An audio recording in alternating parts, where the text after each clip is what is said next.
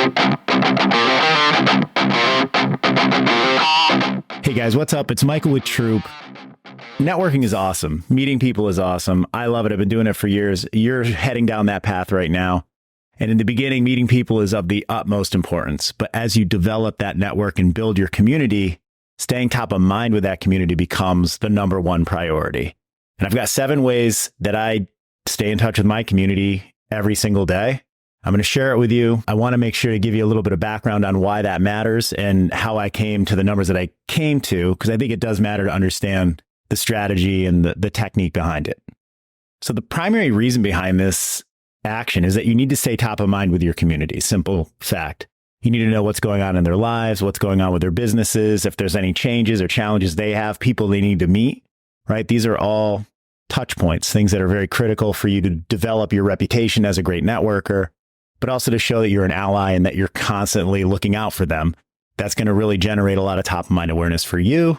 And it's going to create a lot of opportunities for you and your community to refer business to one another. Now, one of my primary fears is letting too much time pass between connections. I really get nervous if I haven't talked to someone in my working list at least once a quarter.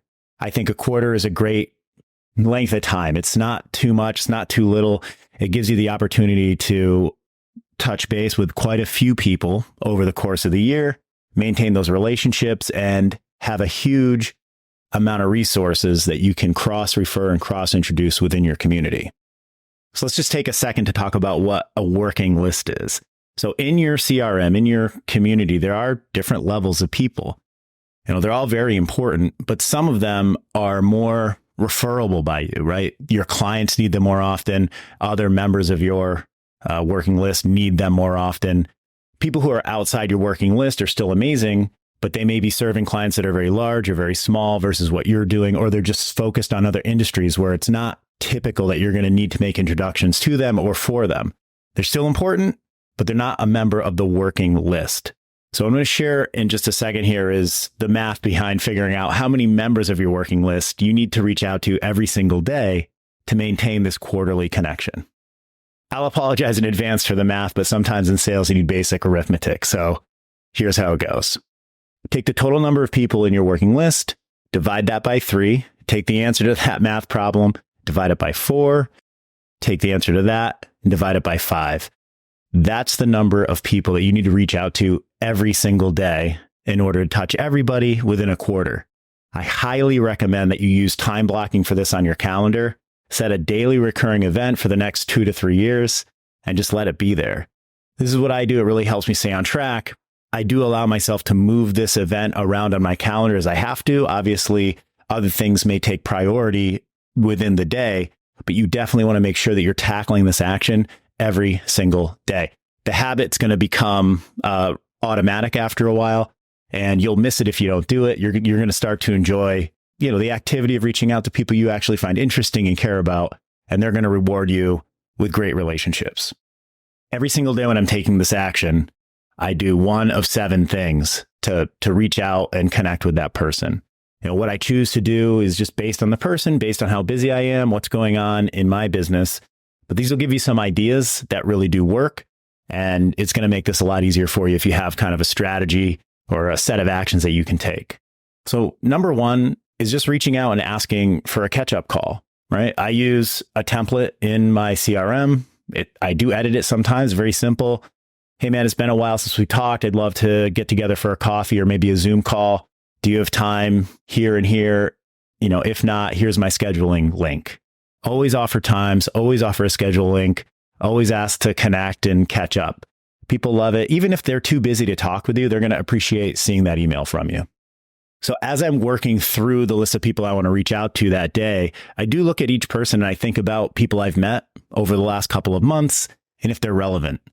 Rather than have a catch-up call, if my schedule is incredibly busy, I'll reach out and say, hey, you know what? I met this person. I think they might be valuable to your network. Here's their LinkedIn link. Would you like an introduction to them?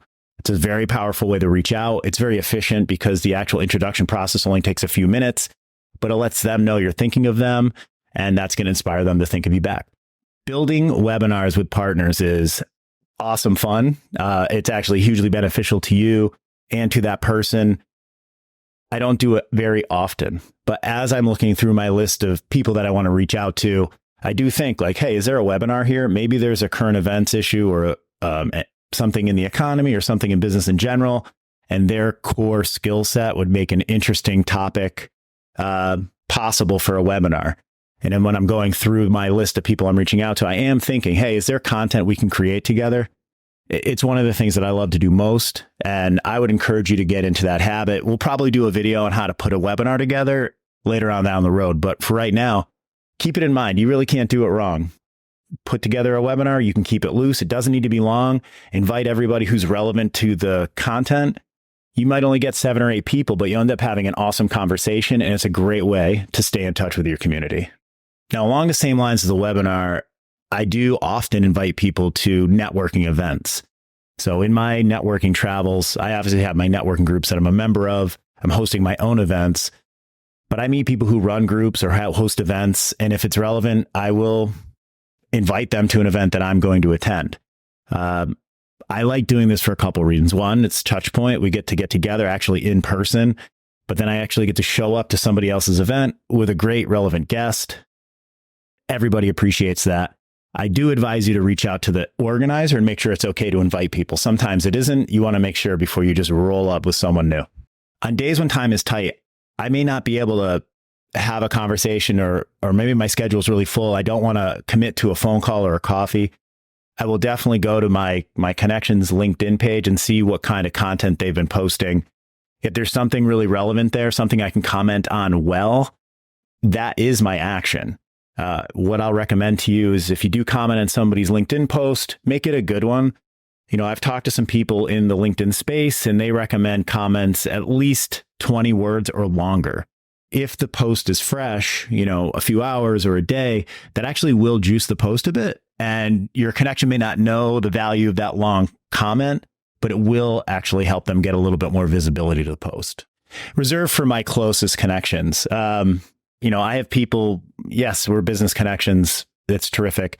But we also have like our own personal shared habits or hobbies or whatever. I have buddies who really love movies. I do too. We listen to similar podcasts around that topic.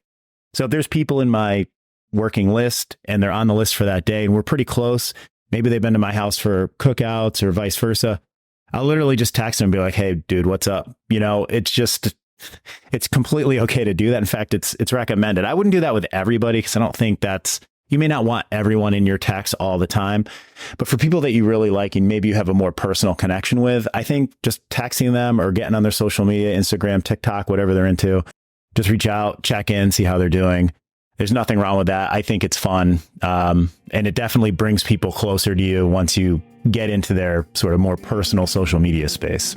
So that's really it. That's my 7 strategies for keeping top of mind with my network. If you want to talk about this one-on-one, I'm more than happy to do it. If you visit my website, thinktroop.work, there are a million call to action buttons. They're all black. If you click on it, you do have to take a short survey, but I'm happy to chat with you for 30 minutes about, you know, how to keep in touch with your network. If you're just starting out, how to get started, because that can be the toughest part of networking, honestly.